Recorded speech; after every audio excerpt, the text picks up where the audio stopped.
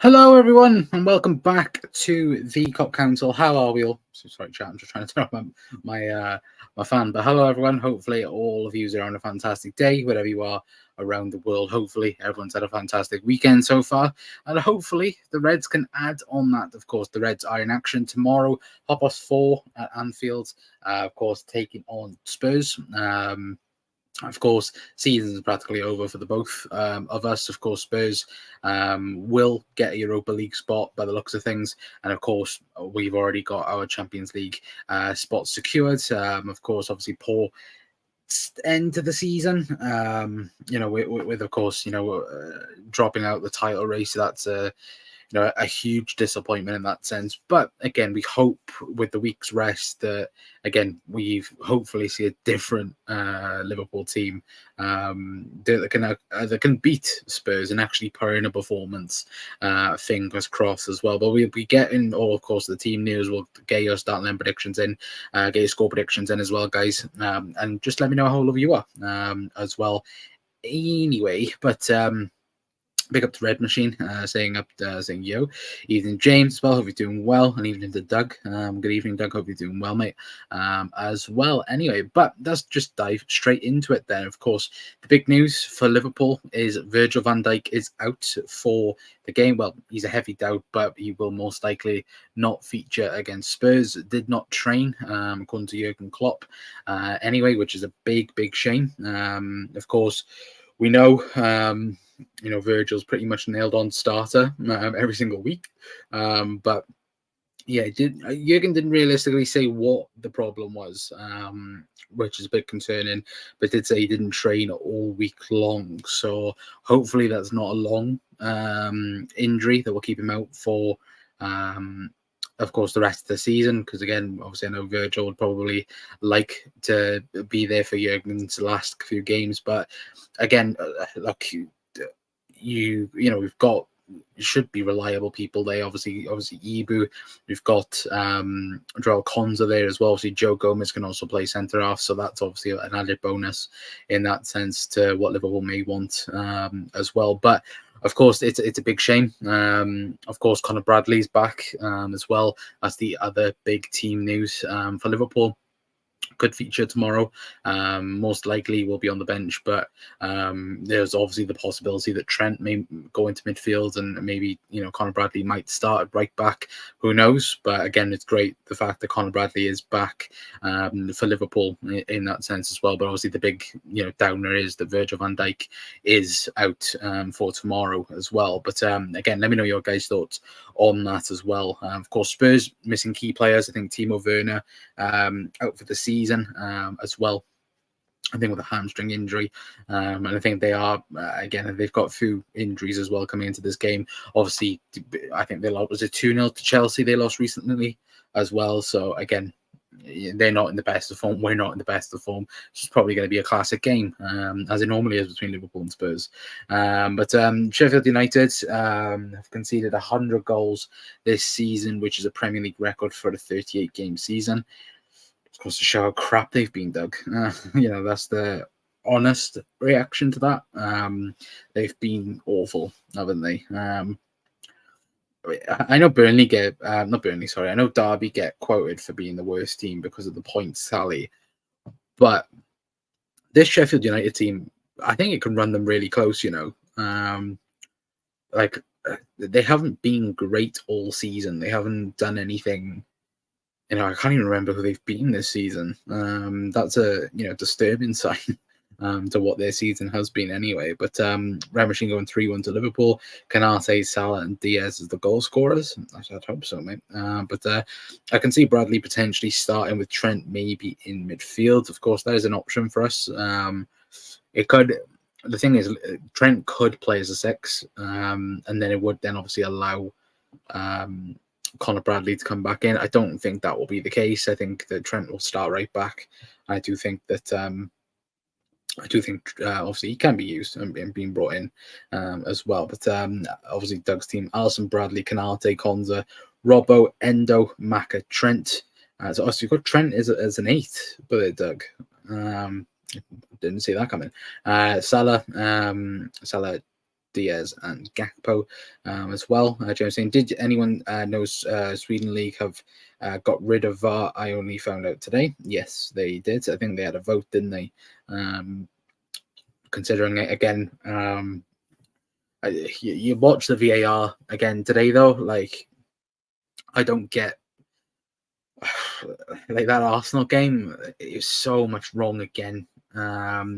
Even in the City game, I think City's first penalty against Wolves, it wasn't a penalty, and it didn't get stopped. And again, like a bit of common sense, people. Like even the Havertz one, like I said, the Arsenal one early on, the Havertz one, that's not penalty. There's no contact. It's a clear dive. And it just goes to show, like, again, incompetence again at the highest level.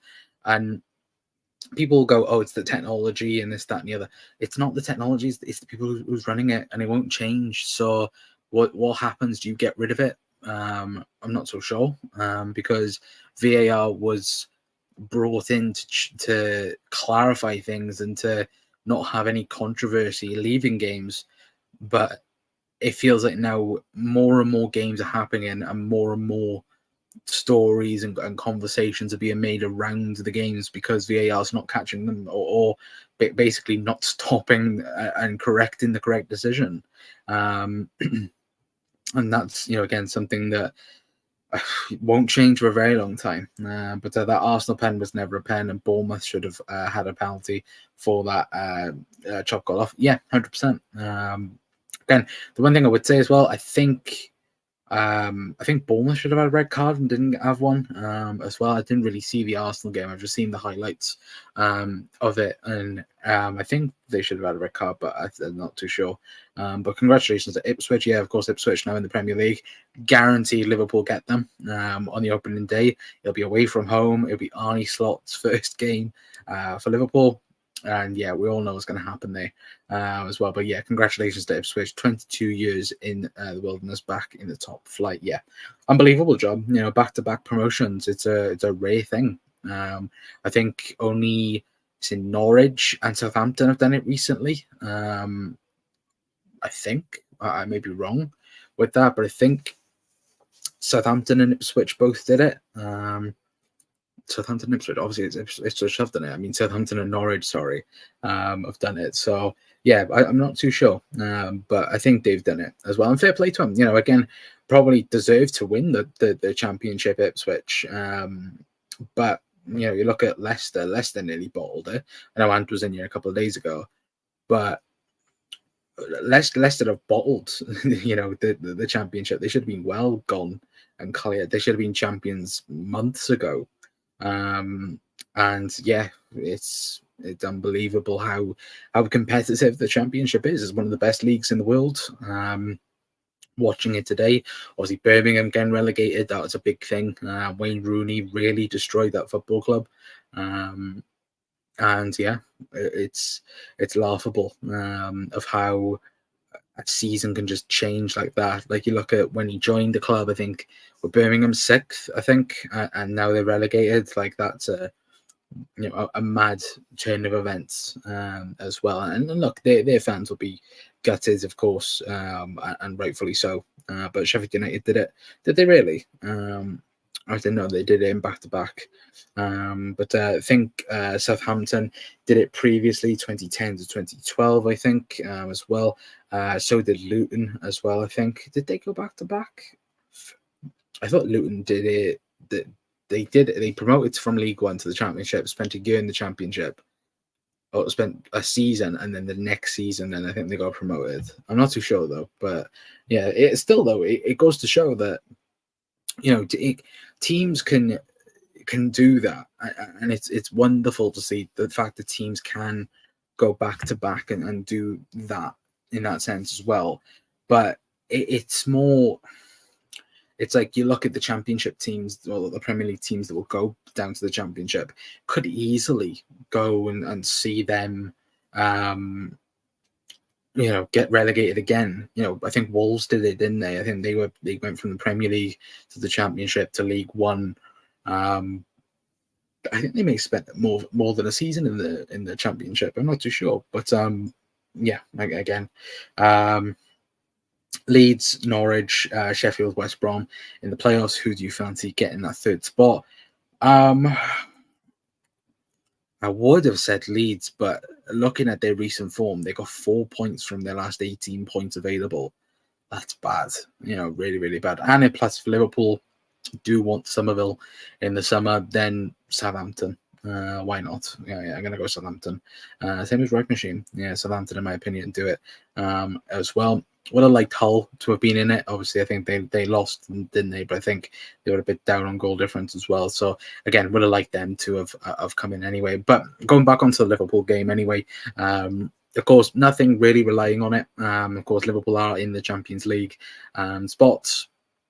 That at the start of the season, if you had said at the start of the season you win the League Cup and you get comfortably into the Champions League spots, I think everyone would have took that at the beginning. Of course, the way the season has panned out, I think obviously a lot of us would have liked it to end on a much better note, and rightfully so. Look, I'm not saying that Liverpool shouldn't have been where Arsenal and City are right now. Of course they should be, but the fact that Liverpool were even in the conversation of competing for a title this season is a very big achievement, and hopefully, look, next season we'll hopefully obviously Arnie Slot coming in with his ideas and his thoughts, and obviously I think a summer window as well. We hope that Liverpool will take that next step. Obviously the Liverpool squad hopefully will go on and elevate even more into next season, but of course it starts towards the back end. Again, you need a run of form going into it, and again, Liverpool having Spurs, Villa and Wolves as the last 3 games, again, very tough teams, even though nothing to realistically play for. You still want the wins as well, and you want to send Jurgen Klopp off with at least a run of games that we win by. And obviously Liverpool Spurs last season, of course, we won 4-3. That was in dramatic form. I do think this game will probably be the same tomorrow. It will be some sort of dramatic effect in it, especially with, of course, the way we've been playing. Obviously Spurs is high line as well. I think that's obviously a big factor, I think, in what selection as well I think Liverpool go for as well tomorrow, because we've seen certainly the Chelsea game a couple of days ago, and just Spurs overall this season, they've awfully relied on the pace of their centre halves, and obviously the goalkeeping of Vicario, and like I said, the pace of Mickey van der Ven at the back, and obviously Christian Romero as well. And I think that's the thing for Liverpool, that tomorrow will be, especially Liverpool trying to get in behind. Spurs' probably best bet is to lay off 10-15 yards, because again, Liverpool creative wise haven't been there, and of course obviously relying on Trent a bit too much, and in certain situations. And you do look at it and you go, if you can nullify obviously Liverpool's pace going forward, that's probably a big advantage of yours in that sense. Of course, Spurs, they've got plenty of attacking talent there.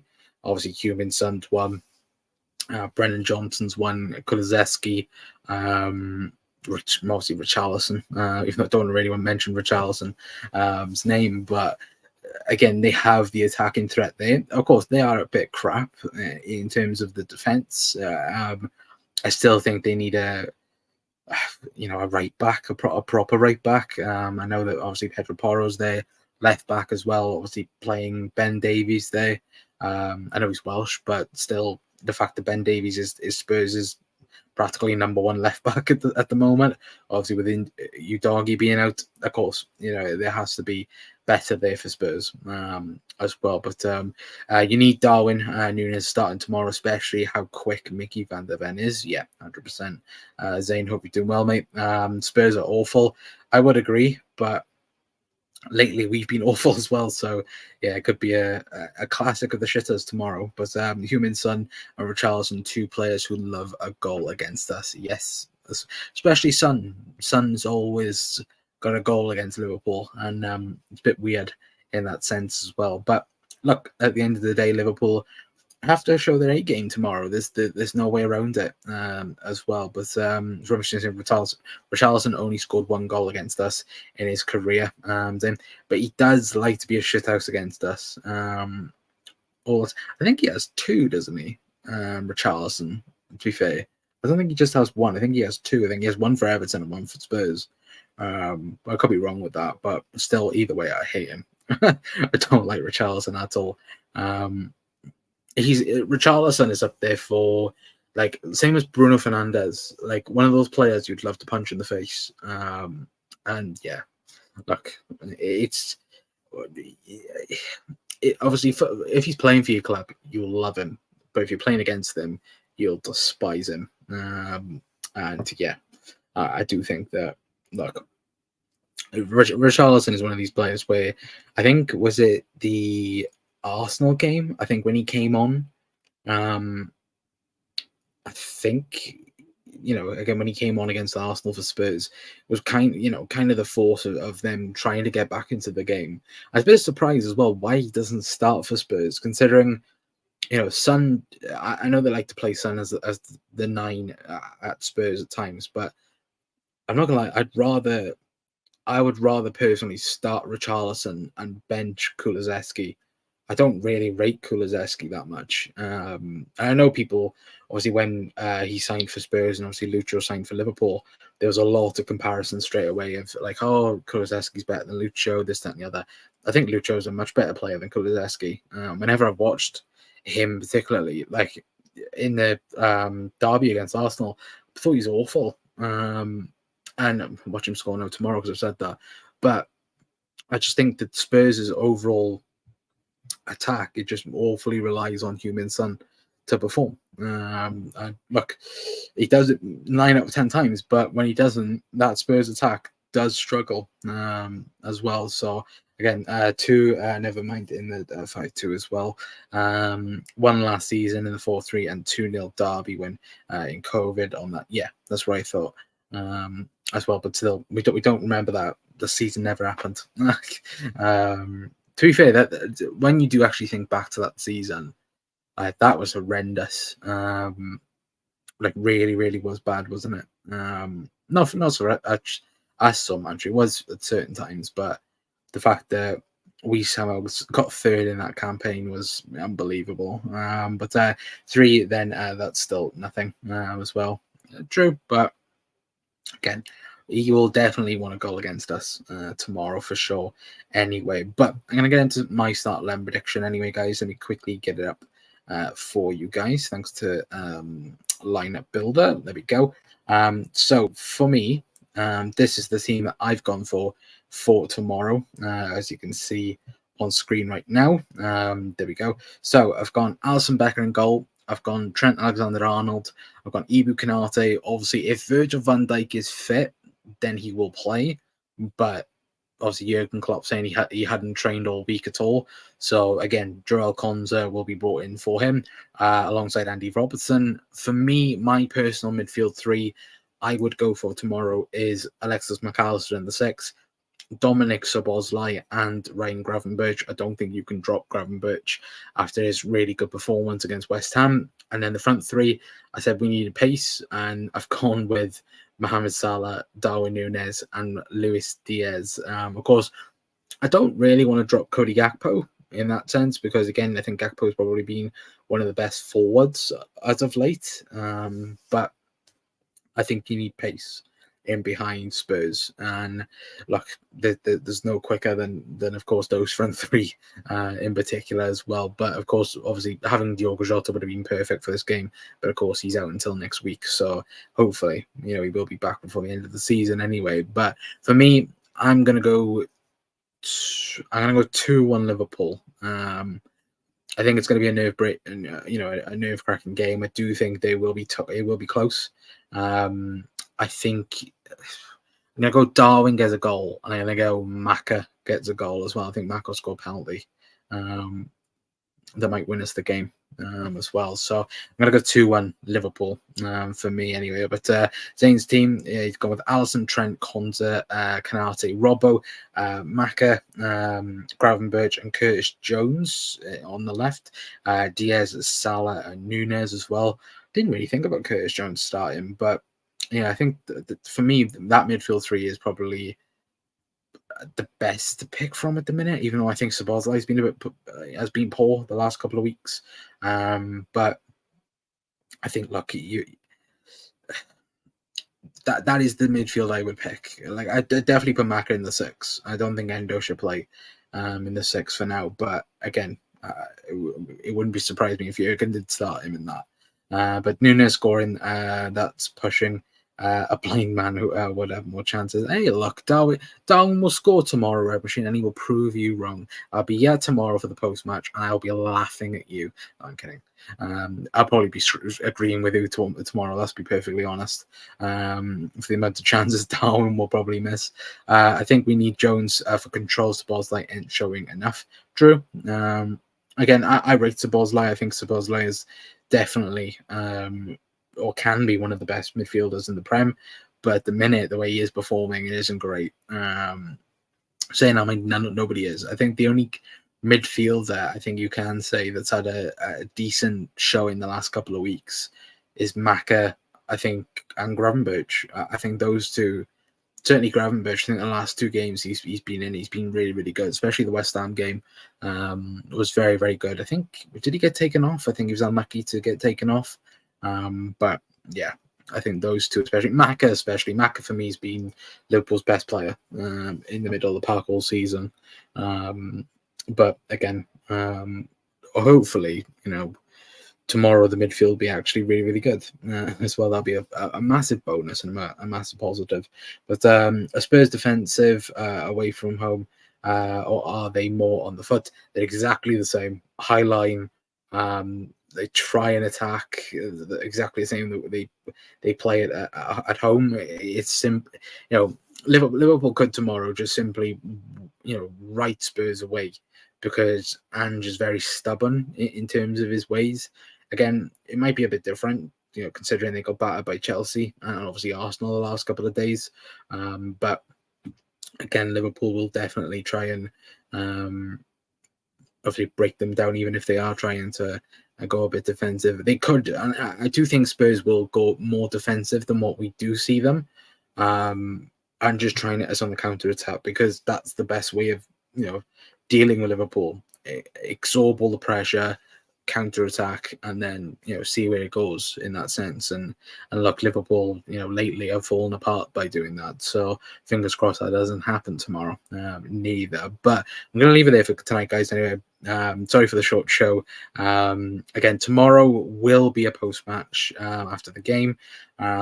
Hopefully it will be after the game. It'll be about 7 o'clock probably tomorrow.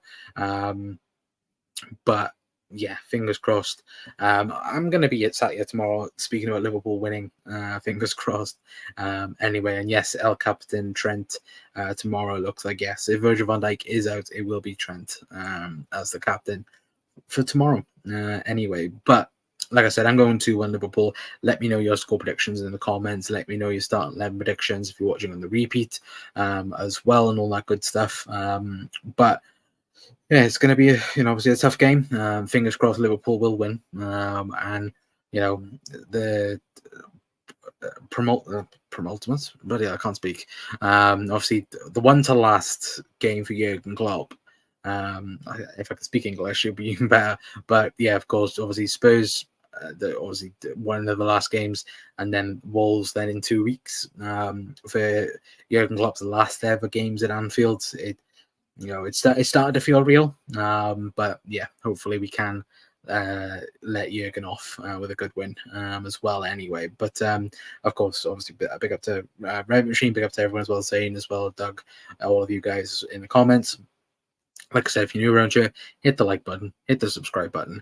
I've been Connor from the Cop Council. I'll see you guys tomorrow. Ta-ra.